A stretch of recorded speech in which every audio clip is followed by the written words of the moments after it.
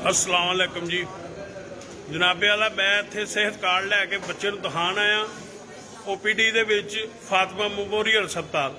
यह मेरा कार्ड है जरा मैं तफसील नाल तुहानूं दिखावांगा। मेरे बच्चे नूं तकलीफ है हरनी है तो वह सौन तो बहन तो तंग है तो मैं डॉक्टर साहब नूं कहा उन्हें कहा अगर तुसीं पैसे लैवो असीं हुणे ऑपरेशन कर देंगे नहीं तो तुहानूं 2 महीने टाइम देंगे कि तुसीं सेहत कार्ड तो बनाना है। इमरान साहब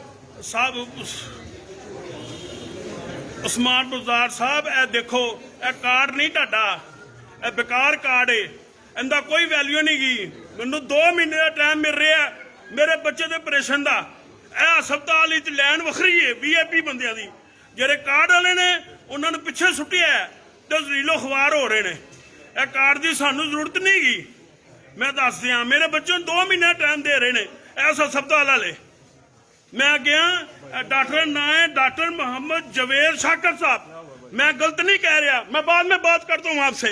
मैं तंग हूँ तमाशा लगेगा बेटा जब ये कार्ड की वैल्यू नहीं है हमें क्यों दे रहे हैं। वो 2 माह का टाइम दे मैं बात कर रहा हूँ ना मैं बाद में ये मैं आपको ये कार्ड की वैल्यू बता रहा हूँ। इस वैल्यू क्या है मेरे पास। ये जवेद शाकर साहब ने 2 माह का टाइम दिया हरनिया के ऑपरेशन का। वो तकलीफ में है वो बैठ नहीं सकता। मैं बात कर रहा हूँ ना भाई मैं बात कर रहा हूँ ना मुझे अपनी वीडियो मुकम्मल करने थे। आप ज्यादा कर रहे हैं मेरे साथ मुझे आप वीडियो मैं आप उधर हाँ जी हम बताएं क्या बात बताएं। आपसे बात ही नहीं है मैं डॉक्टर से बात करके आऊँ मैं डॉक्टर साहब के बच्चों को दिखाने दे पीछे यार तरह ये छोड़ मैं कह रहा हूँ मेरा मोबाइल